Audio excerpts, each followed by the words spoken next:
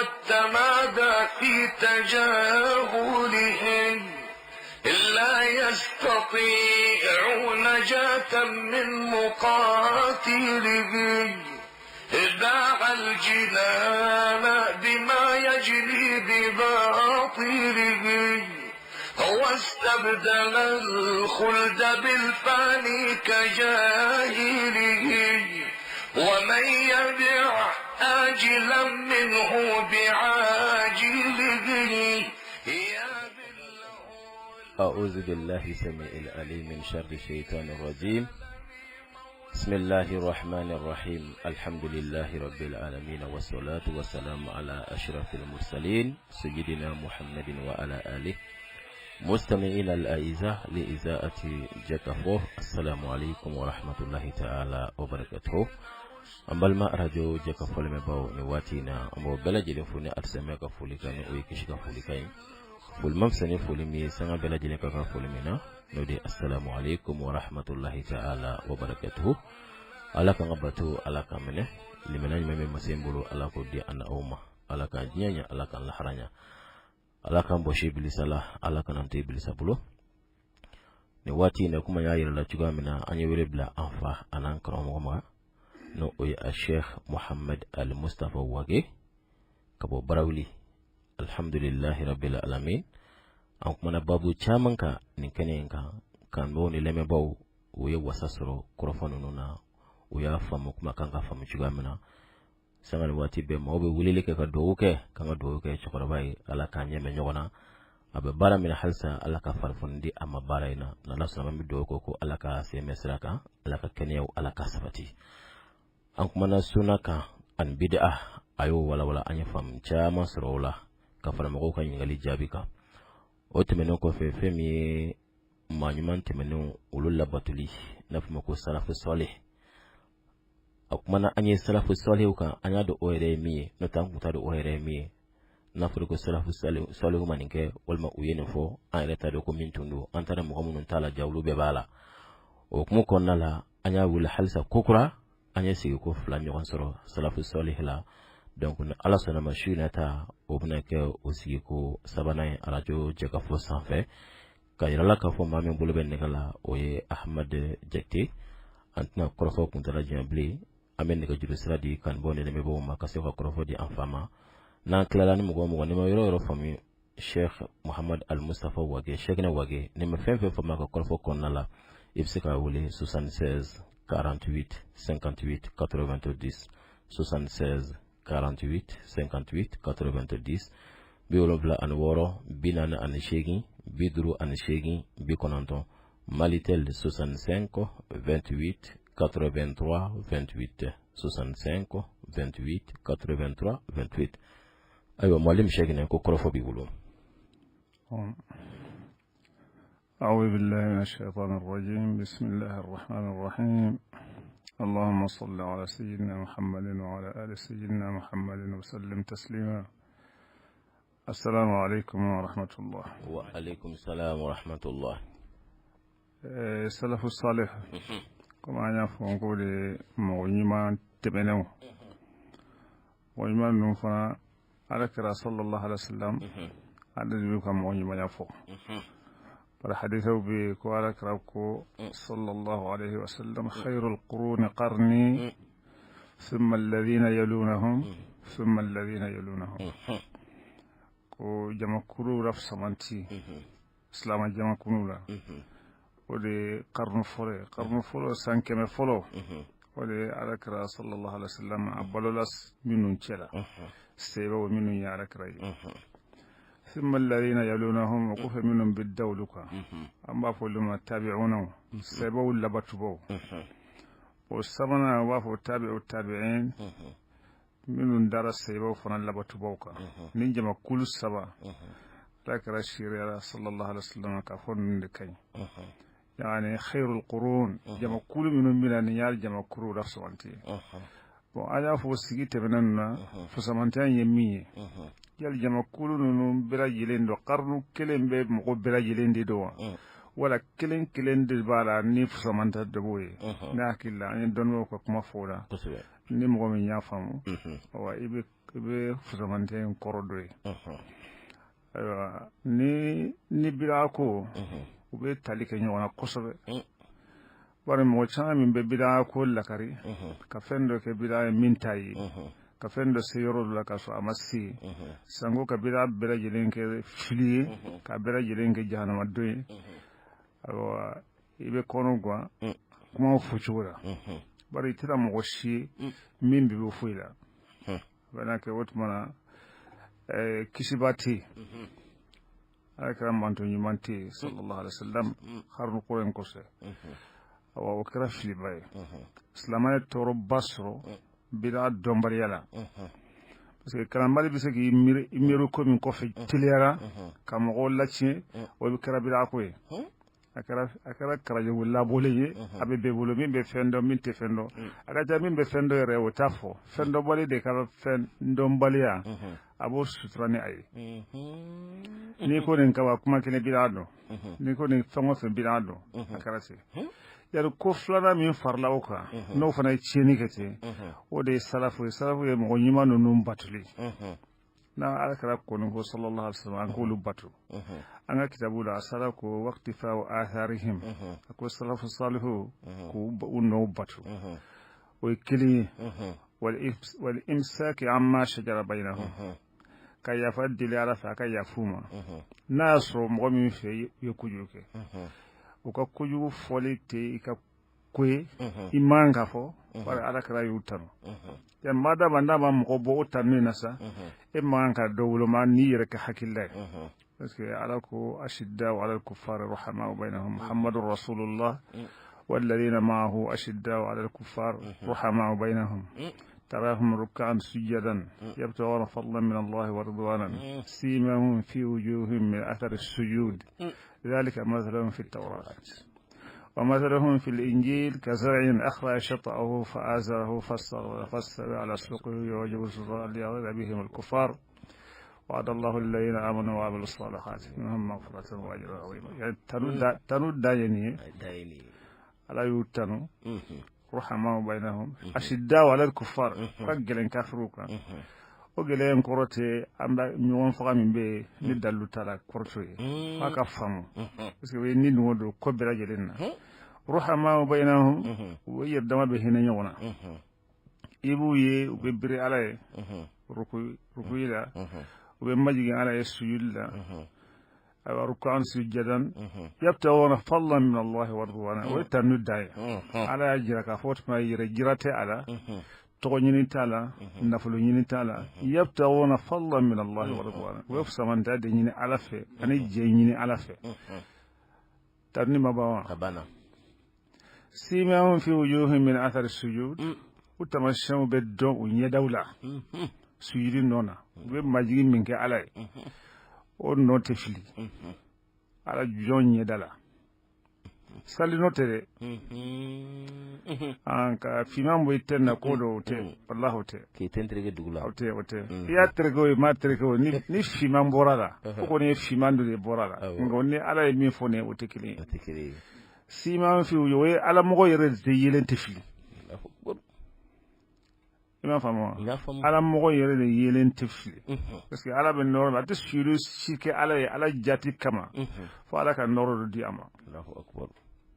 sanko ate shibe sal shike ala e sufe ni ala man fenda ma tlefe min ba jira ka fo ala jondo Allahu akbar o de sima fi yuhim min athar sujud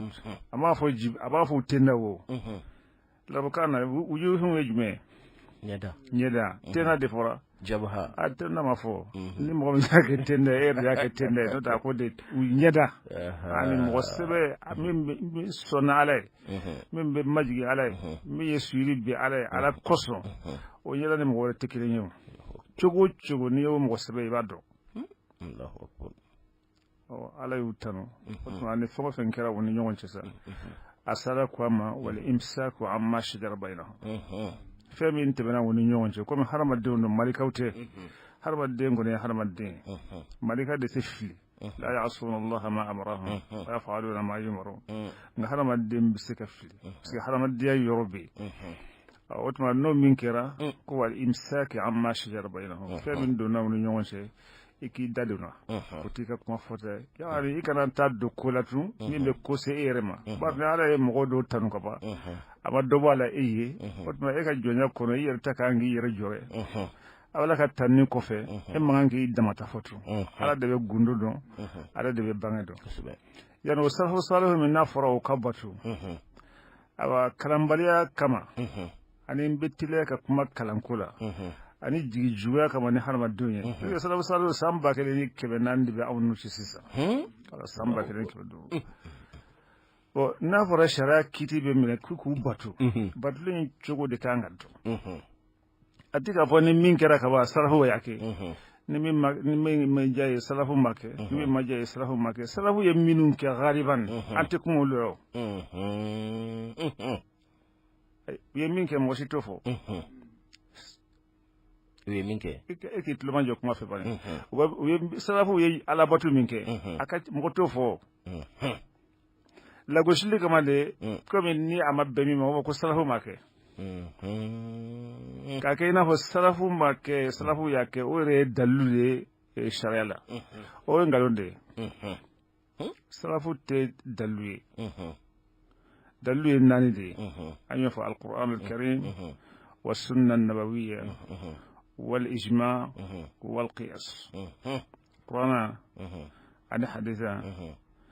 ani dɔnnibaw mana bɛn min kan ani qiyasu bon ijma ni qiyasu in bɛ bɔ kalan kɔnɔ o tɛ nasi ye k'a fɔ qur'ana ko ten k'a fɔ alakira ko ten sallallahu alaihi wa sallam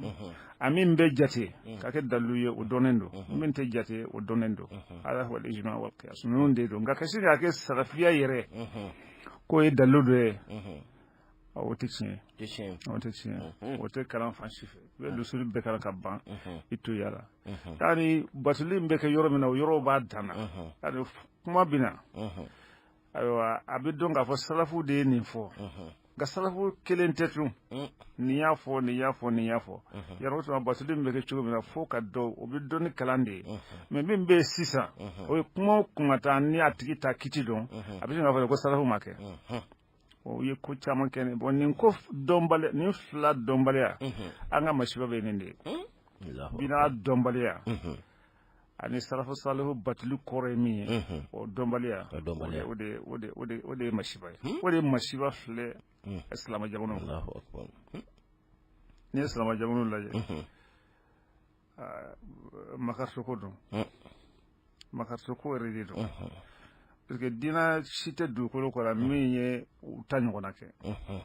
bɛɛ dun b'a kɛ ko nin dalilu ninnu de bɛɛ k'a fɔ i bɛ tɔn 10 sɔrɔ jamana kɔnɔ a bɛɛ bɛ ɲɔgɔn faga a bɛɛ ko ne ta de ye tiɲɛ a bɛɛ ko mɔgɔ kelen min fɔra ko kisilen don k'o de ye nin ye misiriw cira dɔgɔtɔrɔsow cira musow fagara denmisɛnninw fagara jiriw alakira ko sallallahu alaihi wa sallam fɛn min yɛrɛ kana kɛ jihadi la o dama de kɛra k'o kɛ wasoko ye wa bɛɛ lajɛlen bɛ dalilu labɔlen bɛ ni dalilu fɛn kelen dalilu tɛ sɔrɔ a kɔnɔ salafu y'a kɛ salafu ma kɛ bida do bida tɛ a bɛɛ kɛra nin kuma ninnu de ye i tɛ kalan kuma kelen sɔrɔ a la k'a fɔ ko nin de a b'a kɛ o tuma an b'a min fɛ o ko minnu kɛra masibaw ye sisan n'a tɔɔrɔ sera silamɛ jamana bɛɛ lajɛlen ma jamana si tɛ sisan min sen bɔlen b'a la an bɛ se k'a fɔ du yɛrɛ tɛ silamɛ jamana kɔnɔ bi min sen bɔlen bɛ nin balawu la den banna fa la wala fa banna den na kalanden banna karamɔgɔ la wala karamɔgɔ de banna kalanden na muso ni cɛ u bɛ ka furu sanni ko dɔ ye ko o ye salafu ka kuma ye ko ala kɛra ko ten sallallahu alaihi wa sallam walahi alazim a bɛ n kalo wala fo bila ko dɔ fɔr'o la cogo min na n'ala sɔnna a ma an bɛna dɔ fana fɔ salafu yani salafu salihu u ka faamuya mun ye fɔɲɔgɔnyaw la an b'a jiyan ko faamu parce que n'an y'o faamu yala anw ta in b'a la wala anw ta in t'a la an b'o dɔn yani e ye sali cogo dɔ kɛ ne ye sali cogo dɔ kɛ e ko fɛn dɔ kiti ye nin ye ne fana ko fɛn dɔ kiti ye nin ye sɛba dɔ ye e ta kɛ sɛba dɔ ye ne ta kɛ yani o sɛba ninnu yɛrɛ kɛra cogo jumɛn na n'a fɔra ne k'u batu sisan o kɔrɔ olu danna yɔrɔ min na o fɔɲɔgɔnko in na dɛ ne kan ka da yen de i m'a faamu n y'a faamuya yaro salafu ko ni fora nyongo masala chamanna lakin fola nyongo bare foyongo anko wajibi do la budda minhu hiya darura hatmiya tarab kan chugo kama ani ala rada yakanu akakiti na ala tuma kanu ka fo foyongo embe kala ale fana jenem bene foyongo ma fo chugo tumbe fo chugo la minute foyongo ata la fiu ngana ya forata foyongo do fana ala kira fana yus sabati sallallahu alaihi wasallam aka hayatu kono aka nyama kono komi sebo ya swati akofe chugo mina sosoro tola yala uluga foyongo kira chugudi ya famu boni kuma do yal wasalafu salu fana amba famu ma aqida jonni ala che wasalafu salu na fara anga tuguko ame tuguko foyongo yoro la anga tuguko yal aqida yoro la we femin ke islama yire aqida mugoni jonni ala che we mun fola ulu tumbe chugudi parce que am kana nanyo de don ama do awye kebene mugam faraka o tala parce que mo tise ka dawlu kuna fiu kanu de ke limana yakuye kanu de ke limana tamashe kanu de ke ko limana sahalen wala sahalente kaso amafamu summa islama yere femi islama ya salafu salafu fe muntundo na fara ka tula yan ulu islama ke munye ubulo yana utman ni amba fe ka tula ulu fana fe min ke islama ya ka ode ke ninde islama ya fon fana ka tula na matola no ittifa'u salafu salafu surawa mashallah fanka tula ya to minna we limana to minna an ka tula we islama yere fasani ka ke minya an ka tula aywa ni nasida ni ya laje iba soro awni do frani beka anya do wala fando fe min kadanya fando fe anyo faraka otma batulinti nga cheni mbebe ke kombu no fe nini kara sawe bidaya do bidate salafu salu yake salafu salu make awal limana nindi kaso ubora ere dila islamaya nindi kaso ere de ka fasani yesisa wote salafu salu tay yan otma foyango non fana be ke chugo na ni nyonje e be wa foka ko e be salafu salu no fe ne be salafu salu no fe yalla ay mum fonina e ba so aneta tikili ado otma na mbuko o sorawa masrode ona osro masi sabe komi abele jere na ansago de dlaneme krefe awa uti salafu salu tay na foro watti babu salafi salih ya salafu salu batu waqti fa atharihim anun no batuli obeke choj mina abeke nundila we wa aqida fo yoro mina kadan udido we limana jiya choj mina udido we minge islama yere udido we min njana ne min fanwa no na dalu fole ko nyon ko udido ifana ka jene wo nyora ninde iktifa salih wala ni ye islama jamanu lajabi ñogon faga min be ñogon lacce min be misru be ci docteur so be ci mo wafum abriyaw hal kafiru te minum faalife dem sin ci no ni muso bisa bela yele ma foko ale tade alakran nan mi sallallahu alaihi wasallam alakran ma ci ne we amma sunya ka ci ne alako de arsalnaka rahmatan lil alamin o minum be har man doni ñogon te ka so amma se ka famu awa fambalen dun te ka fofana dono masiro dono bo yasire mo ko makkala o de sintala parce que ni kala fa ka so ya alamine ni ka kala ni itori ka kala ko fe ala min di ma i wasawne o ye otma min be kitabu ko no ibo fo ngani ki be fenne nyini ni ayesa wajibi bi tabla o ni dunya Allah yesisa o de kacha ya mo be fenni ni kala ye alma maliko o de mo billankulu mo lankulu ngam mo lankulu ndi we Allahu akbar فضل ابن عباس يقول لأن آكل بالطبل والمزمار أحب إلي من آكل بدين والله قدمني كني بلافوي أني بورفي وكفسك قدمني كني ديني كم ولا ده نندو mafla don ma shima fo nyongon na ya sebo karda nu ka ala min dumo karda no ni ki be fengo ni nyini ni ka kala e wallahi kaf ni kafsani Allahu akbar ha okay Allahu akbar لأن آكل بالطبل والمزمار أحب إلي من آكل بدين كتا دنوفو كتا فلفي يوار من سرولا وور كفصا يبي من كني من دون دينا كوي الله أكبر وصل وولت لنا وعلى ما نقول من كسامة يبي أفو على كوتا نقولندو يوافو على كراكوتا صلى الله عليه وسلم نقولندو يوافو السلفو ياكي ولا السلفو ماكي والله نقولندو أما سارة كمو كمه أفوكو يه كanga kalambala sutura parce que tisi kitabu shita ka kiti do tigala min ka surunta salafu make mais wali mo fo ban cham be sarade ko e nyem ma fa ngodun fola de ka soliwa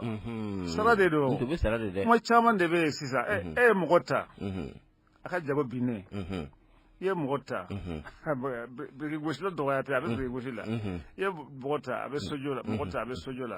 iko nyi ke dawa kele abita mufo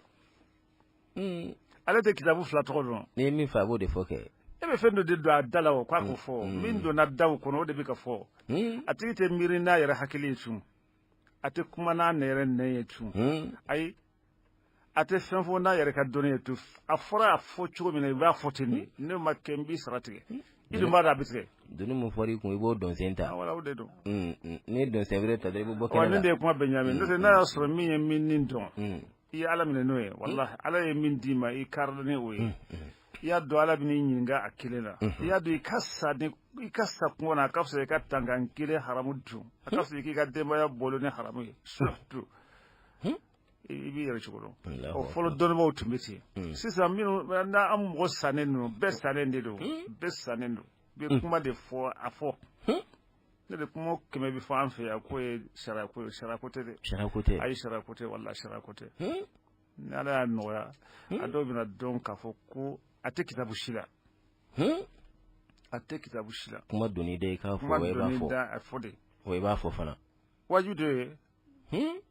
wa arabu ko arabu yele islamia de la kakitinde parce que olu fana mo ba ne kodo nyam nyona ala kara el rabu sallallahu alaihi wasallam islamia jina arabu kandila ajina arabu ka jamani di akko bana anga no ke kore kashin ata ke islama yere de ye uyisa ibe fili ka fani mu yulu la dronde do awde do sama to yo kada antara finu ni ladaw ni ku chaman do la ko be fara islama ka kazo shite islama na jebe de kama fen fitinin do be ya ankel mi ko lu ke chode ka so amasi oma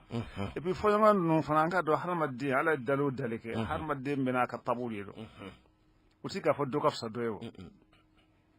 mado ni ngak ma fam ne harmaddi kalte ne marka fla yoro lassa ka bonom bla yoro lassa u beka ke islama ka aywa senafo bla yoro la beka ke islama iba so harmaddi re da chugo sombe l'islam ati kilin wona nyo bedo islam anda dum o ta doyi ala ma fo kuntum adan fa allafa bayna qulubikum jonunu atungara juguye nga ala en benke ani nyogonche fa asbahatum bi ni'matihi de foraw ikhwanan na ala kan dema akra balmo kuma be jonun kan fo mo ka se ka kalan fen fode ngani be fen ko de ala badro ma be fen ko de no de ala kala wala fadla al arabiyyin ala ajamiyyin kasabe amma foda fodate o ko reme ko arabu mam sani farafi mo shi mam sa shi ala israya de do wonna na ka jinye sera yoro mi dan yesa nanti ka kalan fen yere laje ta fo ka fen bo ti ka foti ka kuma foni kunyeti ka so sika sebena njira e be kuma fo ka ban ti ka don ba kilen tofo e be kuma fo ka ban ti ka kitabu kilen tofo o mun kana se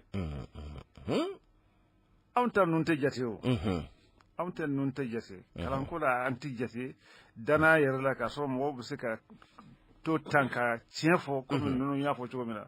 o ti sika ke ni ya alma malikum abu hanifa ton ibn shafi'i ahmad ibn hanbal ani don ma wara min non timana na fenti men ko mana be ko fantan ye ha nga be tin fantan ye o kiraw yere al ulama warhasul anbiya ni ala kala ko sallallahu alaihi wasallam lam yuwarrisu dinaran wala dirhaman o kore mu uma dinar kilen to chien uma dinar kilen to awa uma dirham kilen to chien o kore usara fantan akoroso yo o ne nana ne nyete dore la ko dum e dungo ke wucien tabobi i wucien tamuna e min kala te ka fode fana na alama dusun kardo de diima mo makare ni tay wallahi be ala tabla ibala tabla o de kama alma nyemo num bera jile abbe ya ka nyana ma ke chugumina abbe ala sira be ma ka tu chugumina abbe donendo a fɛn fɛn o fɛn bana ko dɔ de ma ala kosɔn ne e ma min ɲɛ tɛ dɔwɛrɛ la o kɔ e bɛ se ka k'o ka siɲɛ ta den cogo di ayi komi nin ko fila de bɛ an fɛ afiriki yan a ye tiɲɛni kɛ arabu jamana kɔnɔ a y'olu tiɲɛ k'o ban sɛdina umaru tun b'a fɔ daiman sɛdina umaru kelen kelen a ko innama yanqudu ura al-islam urwatan من نشأ في الإسلام ولا يعرف الجاهلية ولا يعرف الجاهلية الله أكبر مؤمن ولد الإسلام أنا كمسلم أتاد الجاهلية رابوس من منا فلو سن الإسلام كان أتودون وده بفرس الإسلام أنا كل ابن الإسلام يجروفوني كلين كابفلي parce que pour que ka fɛn fusama dɔn i bɛ ko de suma ɲɔgɔn kɔrɔ silamɛya nana an kɛra tan mais sani silamɛya tun kana an tun bɛ cogo di bon n'an fana y'a lajɛ silamɛya tun b'an bolo afiriki o kalan o kalan n'i b'a mɛn silamɛya kalan na n m'a fɔ kalan wɛrɛ silamɛya kalan kɔnɔna a bɛɛ kɛbaa tun bɛ yan ka s'a dan na siga si t'o la o bɛɛ b'a dɔn ka tɛmɛ anw kan bi siga si t'o la i mana diplôme sɔrɔ cogo o cogo i karamɔgɔ b'olu la olu minnu kalanna bulon ni gaw kɔrɔ mais silamɛya lajɛ olu la i k'a lajɛ anw na bi ni min ta ye min ye i b'o faamu ni y'a lajɛ dɔɔnin tan a bɛ faamu olu sigir'u ka so kɔnɔ u bɛ mɔgɔw kalan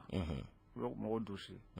u bɛ darabu kalan kɛ u ma taa darabu jamana si kan u bɛ fɛn bɛɛ lajɛlen kɛ a kama mɔgɔw kalanna o cogo la ka dɔn pédagogie ko min b'an bolo wala nin tan b'an bolo dogo dɔ kitabu kura o tun tɛ yen u bɛ kitabu ninnu kalan ka mɔgɔw dan o na ka anw bɛɛ dan na fɛn o fɛn bɛ na o kɔfɛ bi silamɛya yɛrɛ tun ye min ye o waati silamɛya sɔn tun ye min ye yani balima tun ye min ye teriya tun ye min ye furu tun ye min ye den ni fa tun ye min ye sigiɲɔgɔnya tun ye min ye hali ni mɔgɔ wɛrɛ cɛ min tɛ silamɛ ye o tun ye min ye bonya min bɔra i ka bi lajɛ tan i b'a dɔn o tuma na min ta ye tun ye silamɛ ye silamɛya tɛ misirijɔ ye silamɛya tɛ sali wele kuma ye silamɛya ye sɔn de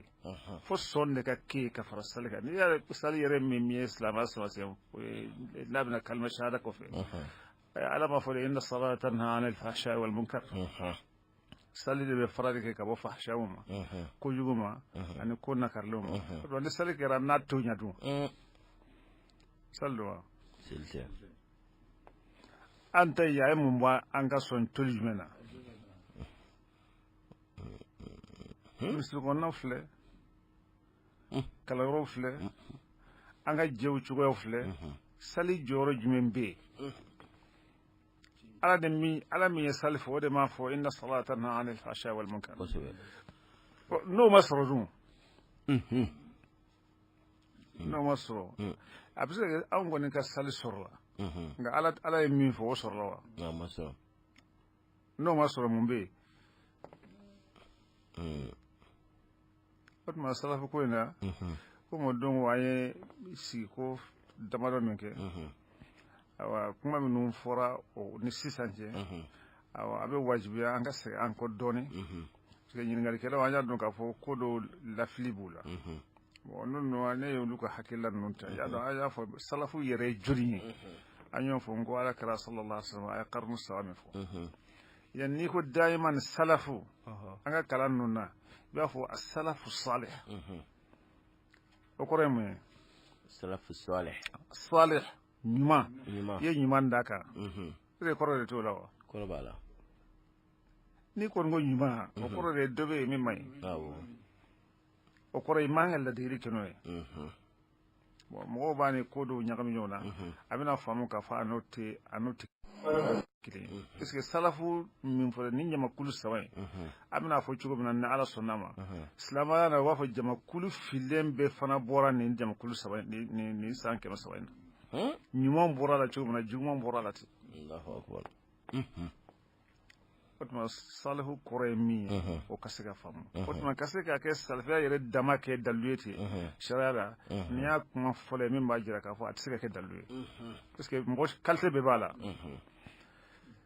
khairiyatu kore mi nyin ngal sirma antu nya fo ngana la sunna amina fo ka jiyatu ما معنى خيرية القرون الثلاثة يعني قرن السبعين ذلك هو خير القرون جما كورو رف سمانتي جما كل سبعين سمانتين كوري مني حديثنا إذا نافر فلا اتباع السلف الصالح دفرالا هل سفاك فامو كفو اتباع يمي كان في اتباع كلمة فندو يعملو او يلكو دي كلام بلادو أبكي يلكو نافر اتباع السلف الصالح او نافلمي جلمو سري بل السلف تمي جلموتا ولا صبر ولا صلاف ولا دوكي جمادو ولا صلاف تمباكي نونتو نيا دمسن نونتي فو يالا اتباع السلف الصالح بي مينتني انت فوي يعني عليه تقليد المذاهب مذهب منوننا مذاهب الإسلامية منوننا يلي أولو من اتباع السلف الصالح أو يعتبر بدعة ضلالة مذهب المالكيين لنا مذهب الحنفيين لنا مذهب الشافعيين لنا مذهب الحنبليين لنا يعني مغناني كتورننا يعني وافو فقه آل البيت على كراك سود دنكور صلى الله عليه وسلم ولو فناك فقهاء وبتمي بس كان ينفو دوني المام مالك ينيون سورة تموني نغا كيتولا ويسرو كوما كتا ما كجين كوي وموتسك ولو فناك فسامتان نكاري كدكودوكا وبي كما دونين دي أنفسيسا نوتي ولو كفسامتان كانغادو anga mustahiru tumbunyininga uluka bonya mustari uma uka kitabu bi yana wutu bande mazhabin nan intara yororo ufana bitai nga kafamu afamu chugula kore kana dola yan kafo yale o mazhabin nun kadlo ulula ne kafo sa ne maliki yale ni bisa ke itibau salaf salih wala be ke bidade na be ke bida fana me ulufe bida be bida juma mbande min ba tigidu tasmana wala yazbillah ejin ngali famo ko sebe ngali famno yalla bisika koye wala tisika koye ajabi beno na rasul yan groupe nununa don ma bele jenen ba yere dami kata mimma wa fama ahlus sunnati wal jamaat yuro wa fa ahlus sunnati wal jamaat wa ota asarti ka kuma we don ba be ka kuma Sheikh Ibn Taymiyyah ka kuma do Ibn Qayyim ka kuma do Mughawwaro ka kuma do minni be kanu ka kuma yan man hum ahlus sunnati wal jamaat ahlus sunna wal jamaat abi fujuruma yan nasru firqan najabi jama kullu be min be saka jigi nyimanke min ba yeri jirani ay atede min ba yeri fona ay atede min be saka jigi nyimando ke ka fo la alla mbe jama kullu kislen nofe o joni jama kullu non o dabna na be watu meri nimbe yin garuwe akanga jabi ni ala sunna ma yan yin galu waro bedun ko ngani yati ka yin garu rap ma waye sisa na ala sunna ma amed dola kilen inshallah abe mi famana no dalugo ambulu amma ambufo ala sunna ko ambe sa ka fo daiman ka fo amta tala on yakuma lakal bawli ma min ni andara la ka fo ninde ci kon nun cira amba kon nun be borodon an ni rotala mi kuma fore ittiba'u salaf salih batuli munyi adonnen ko fe ka fo jama kulu sabandi do يعني وبطلب لك يعني تكريم أولئك الذين أمرنا رسول الله صلى الله عليه وسلم بتكريمهم من أصحاب تلك القرون الثلاثة الأولى الذين أخلصوا دينهم واعتصموا بحبل الله ولا إله إلا الله محمد رسول الله أيوة بما يعني اتباعهم في فهم الإسلام ani n'a fɔra k'u bato ka duwawu k'u ye y'a dɔn bɛɛ fɔra ka tɛmɛ u ka fɔɲɔgɔngoyaw kan fɔɲɔgɔngoya min kɛra u ni ɲɔgɔn cɛ ko kɔrɔ de n'a fɔra itibaaw batu bɛ kɛ k'u bonya fɔlɔ k'u bonya bari ala y'u bonya ala kira y'u bonya sallallahu alaihi wasallam k'u kanu fana bari ala y'u kanu ala kira y'u kanu sallallahu alaihi wasallam o dalu tɛ se ka wuli fiyewu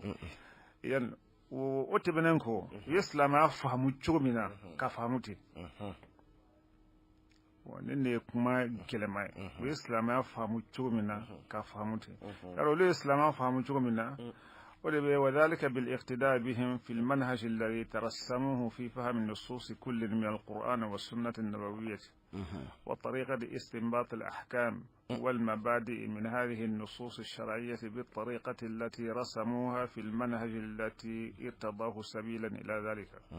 ألا وهو قواعد تفسير النصوص وأول من صنف في ذلك هو الإمام الشافعي رحمه الله يعني سلف صالح بطري يرني فين كوتة سبرا كوتة بنفلا كوتة جلام كوتة ويا قرآن فهموا شو منا ويا حديث فهموا شو منا كدلوا بوا أكونه ويا فله ما فهموا يعني أتما سركل النبي ولو جناني أسرائيل كاكيتو بو وقرآن كونه سركل النبي وجناني ويه كاكيتو بو على كره كما كونه صلى الله عليه وسلم n'a fɔra k'a fɔ dɔnnibaw fana ka ijbaw ka mana bɛn min kan o bɛ jate o ye sariya dalu sabanan ye a bɛ kɛ ka da o de kan parce que olu bɛ sira min minɛ ka kiti ninnu bɔ hadisa kɔnɔ wala k'a bɔ kuranɛ kɔnɔ o sira fili t'o la i m'a faamu fili t'o la kɔrɔ min ye taamasiyɛn baganw de b'olu bolo ani dalu baganw de b'u bolo u bɛ se ka kiti bɔ kuranɛ kɔnɔ wala k'a bɔ hadisa kɔnɔ ka da o dalu minnu b'u bolo kan الاستنباطات والاجتهادات عند السلف الصالح كاي استنباطات بمنهم بقى على قرآن دلوا من كان دلوا ولو بمن بو على كرا صلى الله عليه وسلم ودي اجتهادوا نصبي وعلى يمين فو سبحانه وتعالى ناتي لما فيو انا على كرا يمين فو صلى الله عليه وسلم فندولا اتي تاويل ورتا فيو فما نصو لكن من تنصي أي فما اجتهاد ما فهموا فكوا فلاد بنيونا يعني اجتهاد بك ni ibisika donba bisika yer kala min ke qur'ana na wala haditha ni ala kira rajjana ni uyi sallallahu alaihi wasallam ala kira rajjana ka fo donba ko ke ko ila ijtihad al hakim ni hakimi donba ijtihadu ka yi rajjala ka kitu do qur'ana kono وأصاب أي صوصر بنسهما فله أجران براي فلاواي داي إشهادو كي نام بجيما كو براي كلمباي إشهادو براي لأن أتما على كرادي جنا صلى الله عليه وسلم كفو أكوك نعلق فنا لا علمه الذين يستنبطونه منهم أولئك يستنبطوا كان دلون تان كورو كانغا كني كان دلون تحديد كورو كانغا كني كيتين كانغا كني كدان كومينكا قرانا كورو كيتين كانغا كني كدان كومينكا على كرادي صلى الله عليه وسلم يعني أتما كادوسيسا كتير فلا الأحكام الثابتة بهذه الشهادات عن السلف الصالح رحمه الله ليست بقدر الأحكام الثابتة بالنص أيوة يعني كتير من سبترا نقرأ عياي ولا كتير من سبترا نحدثات نسيرين نكتتابر الشتاء فيو دلو فلادي ما منافق قرآن كنو أبي ففرنا من ناسو أبي ففرنا مظاهره ناسو من تسك تايرو رشي نينته ظاهره يا بسك كني نو نكبا ليس نصن حديثا فنا بيتي يعني أوتما كادو دون ما سلف صالح باتولي وكرو دي أنكا كتي فلاين دونك أبو نيونا نامو دوك أبو نيونا أمبا بكي على كوتي أما بكي على كرا كوتي صلى الله عليه وسلم على كرا تي توتي فوي على توتي فوي ولو كان بمثال من دي ما سيسا نبغى عباس يقول من حرم امرأته فليس بشيء قال الله تعالى يا أيها النبي لما تحرم ما أحل الله لك يك ما فهموا ni ya seba wi ni kuma foka chaya beita fa tarafo kuma mwan koma Sayyidina Ali ma sɔnni ma Sayyida wɛrɛw ma sɔnni ma bɛɛ y'i ta fɔ Sayyidina Abubakar jɔyɔrɔ nin kuma in na muso haramaya kuma na ani Sayyidina Umar ani Sayyidina Usman ani Sayyidina Ali a si tɛ kelen ye ya ayyuhan nabi lima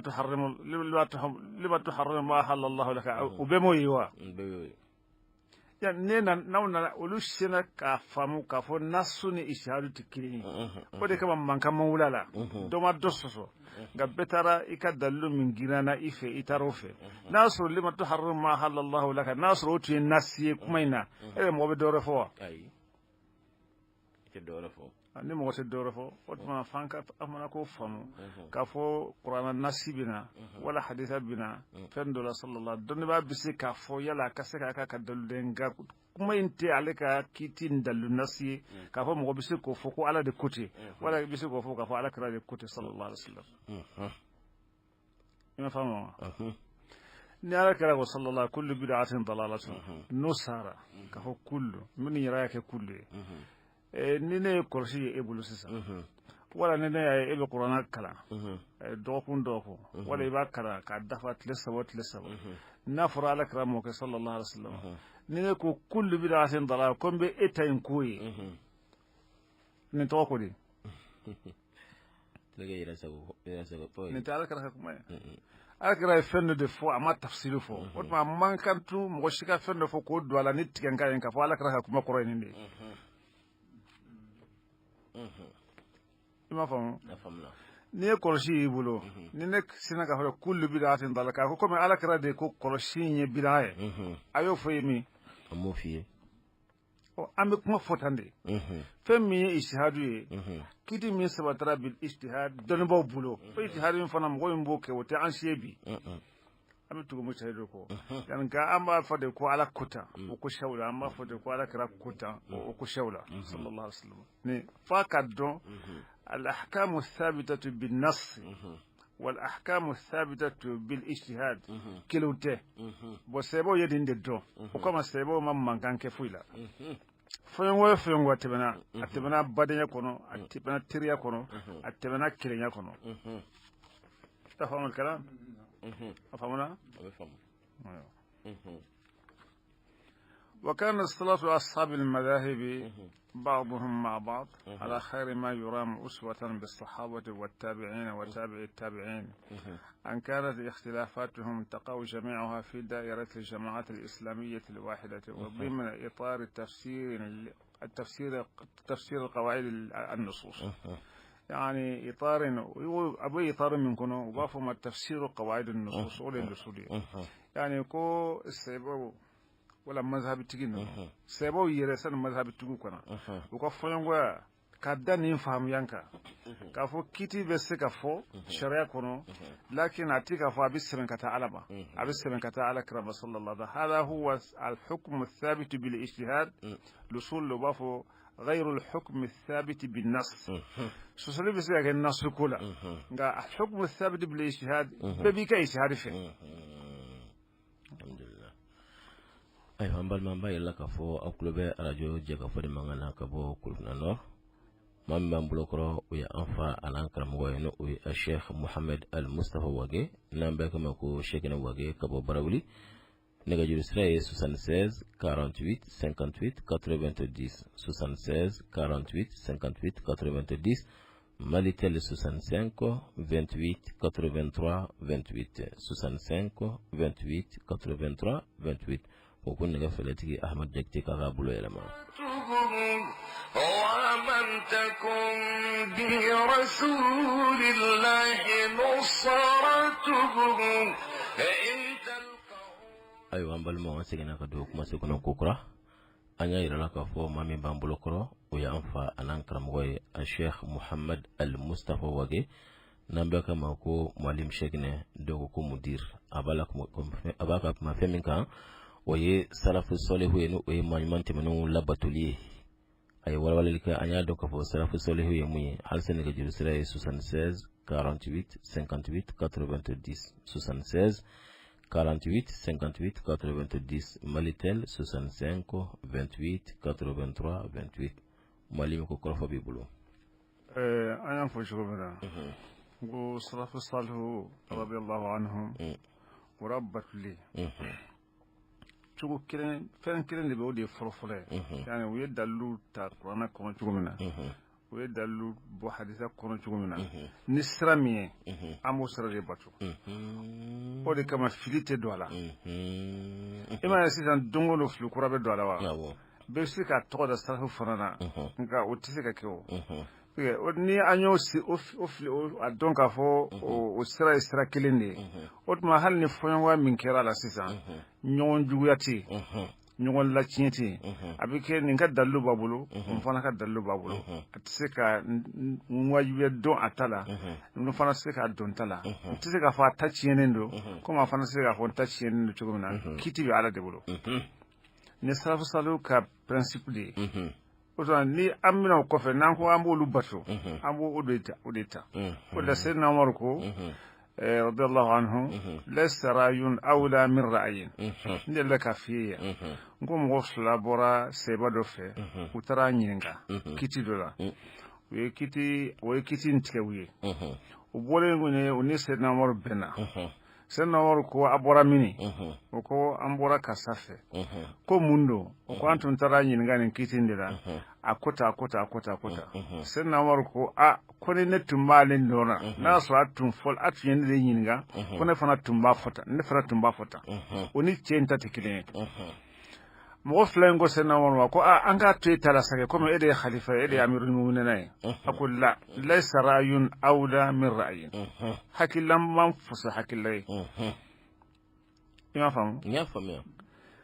o hali n'o tɛ amirul mu'minin ye o ye istinbato ye ka hakilila min sɔrɔ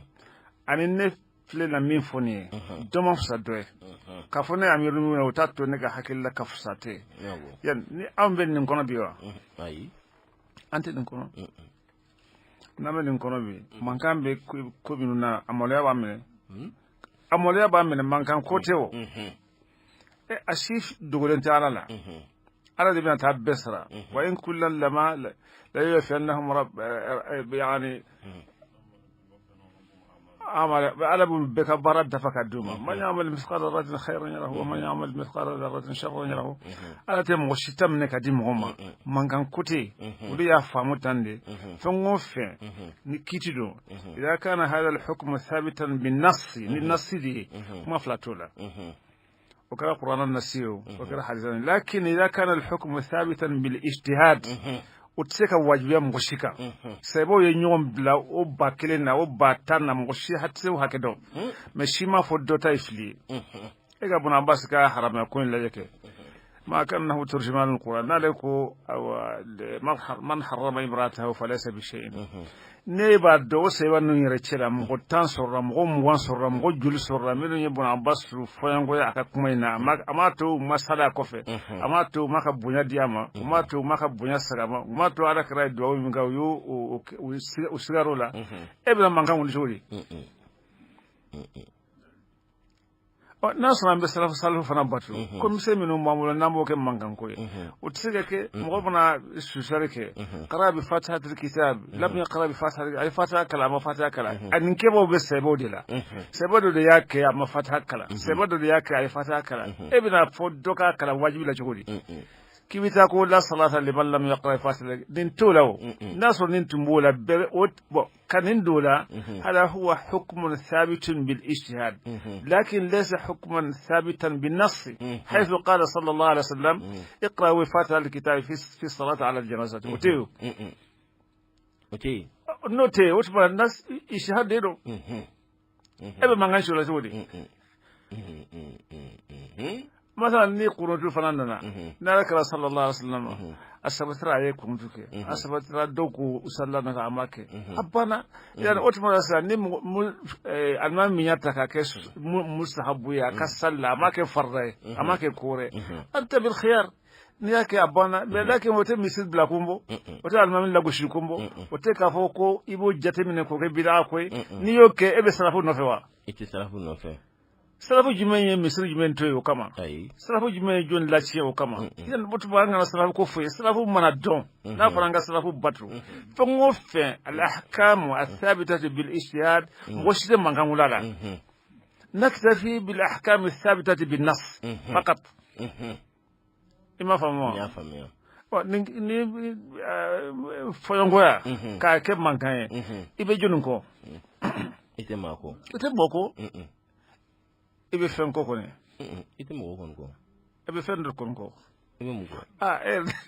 ko fosake mo se ga fekete kushida la ka na fashida la ite salafu no fe ite mun no fe salafu no fe la ite salafu no fe be mun ko no te salafu ye oteni ndungu isa no ni do te ko de wa wala bi tabal haqq ahwahum akadinye abije yete fuwa mankaw mankambe atija mo shiyete fu fenno de do ango fotiena ni warin dugura mankante ko wallahi ni warin tunna mankanshiti ay beta bi bula dante yawa nete wajibe kantake etsega ne wajibe bankan wajibe kantake kitake yan dalu shite bolo ko ne ga salshena anga ati balma ko ka wala manga ko ka na ala kodo me fendo de be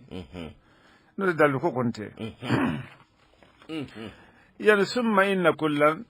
نشهد سيبان بلجرين كل منهم كان عونا للآخر في جهده الاجتهادي وكان جميعهم يدرك جيدا أن كل منهم يطالب بالعمل بما أدى إليه اجتهاده بدن بنبوكا كفو كلين بيبي كلين دمي أكل اجتهاد الله اجتهاد أبي دلو بوشكو منا كلين بيبي كلين دمي أنا كلين بيبي كلين بركة جيني كفروكا كلين بيبي كلين فسمانتيا كفروكا mankan tunti e ga sebo laje ke sebo laje bun masoud ye misal folfolay ha qur'an kalambulo ani to tay kirinyo o min qur'an yere أما مذهب المالكي لا قراءة ابن مسعود قراءة شاذة ما صلى بقراءة ابن مسعود في صلاته تبطل صلاته. الله أكبر. نيسا كان ابن مسعود قرآن كلام بولي أو في المذهب المالكي أكثر شيء عنده لأن قراءة القرآن تكون بالقراءات المتواترة عن الرسول صلى الله عليه وسلم وليس بالقراءات الشاذة. أيا باك ابن مسعود لا أما بوالا فوق تاجين ولي ابن مسعود توا سلف صالح ده سلف صالح دو نال ما سلف ده جل مكالا بدو نيكي بسلف باتوسيزا نين كيراتا ne yo fenye min yere tobo qur'ana yere bilibile de ni o kalan chugo de ni eti dade tola ni nyemo mo mina de ni nyemo bila ni warti ka nyemo ni togoti ka nyemo ni fanga nyini ti ka nyemo wallahi bi dadola nin de bala mo be ka nyogon fakabi abbe ala shita ala kota kilina abbe ndi dungoni toko nyinni fanga nyinni naflo nyinde ashita ala ko ay Allahu akbar islaman nan nyogon fa do nyumena sebo ye nyogon bu ninka yebun masawle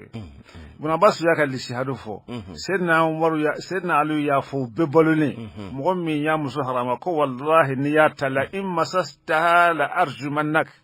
ni magala la wallahi bi farlakiru aso bun maso bun abasu balontewa asa balonbe ibn manka olu yere dama jere olu ala kala yeba o yedu nuye ibn manka woni sisa kebe salaf salu daimo ko kelen yewa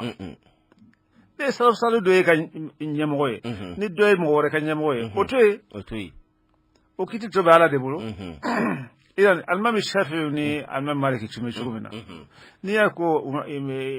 al-imam malikun imam al-immati akuraymu al-imam kalimi ni mo wore tuma kala bulo kasru ka mazhabi tikili abe kewa ayi nyogom buya do idalente mo bi ne be kala fewa ayi anti banka anti ka bankalama ni o batra ko nu yawa anin tisra kelena anin ti hakili kelena do kala ko re ko yali karamo bete ko ne te kala fetun ko ko bon kera ko ana le ti hakili kelena tun ena la chemo be ni do mo da ko e kala ne ko ibe na faso ata hakili kelena muye ya se ba so foite do de be alamne ko do kunna ngalonna al imam malik an sha fassar sayyidina ali mode abaji ni ngam masalo la o de trube ni nyonche o tubara ne na o ko rebi al imam shafi'i al bati tan أكو إن كان رفضا حب آل محمد فليشهد الثقلان أني رافضي أي من فعلك لك صدنكم ko na ya sɔrɔ ala kɛra ka so dunke kanu de ye rafidiya ye o ye fɛn kɔnnen de ye n'i b'a fɛ ka mɔgɔ min tɔgɔ siya o ye mɔgɔ caman fɔ o la b'a fɔ rafidi k'a banna ninnu ka kalifa ma ko n'i y'o de ko dun diɲɛ ni mɔgɔ bɛɛ ka seereya k'a fɔ ne fana ye rafidi ye alimami shafi o de ye ne fɔ bi ko tɛ nin ko ninnu ye nka ala ana somɔgɔw kanuni kosɛbɛ n'o de ye rafidiya ye o tuma diɲɛ ni hadamaden bɛɛ ka seereya k'a fɔ ne ye rafidi ye ala k'ale imam shafi o n'anw ta tɛ kelen ye o kun ye ala ko ye koyi ayiwa an ta ye mun ko ye n'i y'a ye fana alimami abu hanifa ta n delila k'a f'i ye n ko kunutu ko la mazhabi naani a tilannen ye 3 ye abu hanifa ta tɛ kunutu yɛrɛ kalan fiyewu sali si la fana nana alimami shafi'i b'a kalan sɔgɔma na sɔgɔma arakan 2 na alimami maliki b'a kalan sɔgɔma arakan 2 na olu mɔgɔ 2 jɛra o la ahmadu bin hanbali b'a kalan witiri de la o kɛlɛkun ye mun ye kɛlɛkun tɛ yen ni ko wɛrɛ t'a senkɔrɔ ni min y'a kalan witiri la ne bɛ sala kɔ ni min ye witiri ni shafi tugu ɲɔgɔn na ne bɛ sala kɔ a kɛbaw bɛ yen parce que min ye salamu bila a fana kɛba de bɛ yen sariya yɛrɛ nana tan ka ko nɔgɔya de k'a dɔn an bɛɛ bɛ kelenya kɛ nin kan an bɛ teriya kɛ nin kan komi sɛbɛw y'a kɛ o de i tibaw salafi sali kɔrɔ ye an ka tɛmɛ ninnu kan ka balima kɛ ka silamɛya balima kɛ ne ko f'a ka k'i ta ye e bɛ salafi sali de kɔ e tɛ salafi sali kɔ salafi sali kɔni fo n'a bɔra sɛtana na olu sɔnna a hadamadenw minnu kɔni tun bɛ yen olu kɔni tɛ la'alla sɛtana minnu tun bɔlɔlen bɛ a wasi fo n'a kɛra olu ye o abu hanifa ta min tɛ kurutu kalan sɔgɔma na a bɛ kisaw bɛɛ yɛlɛna alimami shafi'i nana bagdad abu hanifa ta kaburu bɛ yen alimami shafi'i sɔgɔma minnu y'a sɔrɔ bagdad a ma sɔn ka kurutu kalan a ma sɔn ka kurutu kalan kaburu tɛ dɛ a y'a sɔrɔ a b'a ka dugu kɔnɔ dɔrɔn nin kaburu bɛ bagdad kɔnɔ alimami shafi'i nana ye a ma sɔn ka kurutu kalan parce que o kun t'a kalan voilà mɔgɔw y'a ɲininka mun na i tɛ kunutu kalan a ko n tɛ kunutu kalan kunutu kalan ma sɔrɔ la nin abu hanifa ta ye ne karamɔgɔ de ye n t'a fɛ ka na a ka so yan a kaburu bɛ yɔrɔ min na k'a fɔɲɔgɔnya ni anw bɛ cogo di u b'a fɔ de ko f'i k'a kɛ ko la taara li makhluqin fi ma'siyatil khaliq bon u bɛ ka furu sa ko dɔ la wallahi a tɛ nin bɔ u bɛ ka den kɛ dangaden ye ko dɔ la a tɛ nin bɔ kalanbaliya don n'i ma kalan i da de an yɛrɛ kɔni ma kalan nka an bɛ kalanbaw ka kuma nka n'i ko de i ma kalan i b'i ta de fara kan wallahi i bɛ nkalon tigɛ baro kuma tɛ baro kitabu ninnu tɛ se ka ɲɛnabɔ tradition kitabu ninnu t'a ɲɛnabɔ a si tɛ tiɲɛ fo i ka minɛ dɔnnibaa dɔ de la a kosɛbɛ n'i ma minɛ dɔnnibaa la fu de b'i bolo yani nin fatulen ko de a ye nin kɛ k'a dɔn k'a fɔ mɔgɔ bɛ maloya su fana ma hali mɔgɔ sannen a b'a kaburu kɔnɔ mɔgɔ sɛbɛn i bɛ maloya ma n delila k'a fɔ yan fana n ko an b'a Aishatu ala kɛra sallallahu alaihi wasallam a tɛ a ka so kɔnɔ Sayyidina Abubakar ma dun ka fara ala kɛra ka ye wa sallallahu alaihi wasallam Sayyidina Umar ma dun ye wa o de ma taa ɲini Aishatu bolo k'a fɔ n b'a fɛ i ka jɛn ka don yan parce que ale ka so kɔnɔ de a fɔra kisaw la ni Aishatu tun bɛ taa bɔ n'a tun bɛ taa ala kɛra jura sallallahu alaihi wasallam ani ka Sayyidina Abubakar bɛ yen waati min na ani Sayyidina Abubakar a fa tɛ nin ye wa ala kɛra tɛ nin ye wa ko a tun bɛ cogo min na a ka so kɔnɔ a bɛ don k'u jura ten tuma min na Sayyidina Umar donna ka fara u kan a ma don a bara f'a ka sutura kɛ k'i hijabu ka so ka don o ko n bɛ malo nin ma nin tun ye cɛ ye ani fa n kan ka don olu ka cogo cogo nka ni min nana nin ye n man ka don u ka ten nin n'anw bɛ cogo jumɛn ma silamɛ yɛrɛ foyi tɛ tu fɛn ɲini kɔ ka ko namara ka ayaw kuru ka hadisaw kuru ka fɛn bɛ sɔrɔ cogo min na k'a kɛ ten n'o tɛ ala ko tɛ ko ye wala min tɛ su gasi bɛ sigi ne ma si yem ko de wa ha su ka su bi sigir ke Allahu akbar. kuma da min fo ne ka mo blo fo no bolo ka fu chena ka sigi no chena ko nindo ko ake ni manin ke ibe fatwa do me afa banko ya o ka boko de o ka boko de ne ba yalo be kitabu mina ne kon tado wallahi e pi kitabu ma fo si san di mo min sira sebenna no te foro mo shi se ka sebe mo shi ma seben fada nga be fo ya bi abe fo ay yana Usman ne ambe salafu salihu no fe ule nin ke sisa ko masailu ijtihadi yawbi we yergela ke masal nas qur'anan nasite ne hadithan nasite sisa nambo beke qur'anan nasine hadithan nasite ala de kota ala kra de kota ngalono ما أخذ بالاجتهاد ليس نصا ولا ظاهرا وإنما هو حكم اجتهادي أبانا إذا بلاباس كان كما يندور مثال بغنى سيدا مو منا مو دغيان نوفي ماشي إبغاراتي ما الله أكبر إبغاراتي ما إبغان كادو جماني منو بي نامبو كا مذهبو فيا كو تاكادو أنتينا مذهبي بها بفي مذهبي بيرو بيو مذهبي بيرو أم تاريكرا تافان كلنتالا بابو parce que amba fe ka beka nyana kuma fo min ba mbo fo min kadi mi yambo fo yale ni mala me ka ko ya bitinde yan salafu salihu ni ki bo lubatu hum lam yahsuru wajha al-haqq fi al-masail al-ijtihadiyyah fi ra'yin wahid wa qawl wahid wa lam yaj'al ahad ra'yahu unwanan ala ad-din al-haqq uti abada أو برهان الضلالة على من خالفه في رأيه سلف صالح مكعبدا كافو سلف صالح يفهم منهم في المسائل الاجتهادية بس في المسائل الاجتهادية هي الأحكام الثابتة عن طريق الاجتهاد وكوني وما وكلين فيو كافو تين كلين دي موي مانا نفو وتتشين إتومي إمو ميجين عبدا سلف صالح ككتاب بلاجي توي uba fo ubitlaka atiki bunyajira na fatura uba ala dili akaya fama ana on tan tikili ni moka fasan yere sere ni shude be nyona dumbe o ciabe mintu jebana wal hayy qad yaghlibu alf mayt ele bika kuma e bisika mo shuba kelen kenye bisika beta ken kaloye o te cieo ebi bamana ngam fo fana tiche na so antu make kalambo bi kiti minun tike ku sebende ku sebe ku chare e go do te bonna de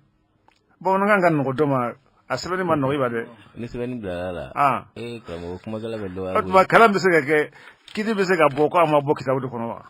o sebenke ya yoro mina e kan tasbe ya yoro mina e ko sebeke ala anna kishi gololo do ma doni ومن تتبع خلافات الصحابة خصوصا ومن بعدهم عموما وصولا إلى المذاهب الإسلامية بما فيها فقه آل البيت يجد أن هذه الخلافات كلها تمت في إطار الأخوة الإسلامية حسب القواعد الإسلامية الواضحة لذلك فإن السلف الصالح في تعامله مع المنهج الإسلامي السديد وفي إطار قواعد تفسير النصوص سواء في أصل الصحابة والخلافة الراشدة أو الذين جاءوا من بعدهم لم يتفرقوا ولم ينقسموا شيعا وأحزابا على قدر الآراء والمذاهب التي اختلفوا فيها سلف صالح باتوليني ngadu fora njongo sigatola lago fora njongo madhhabi nani mfana nani ula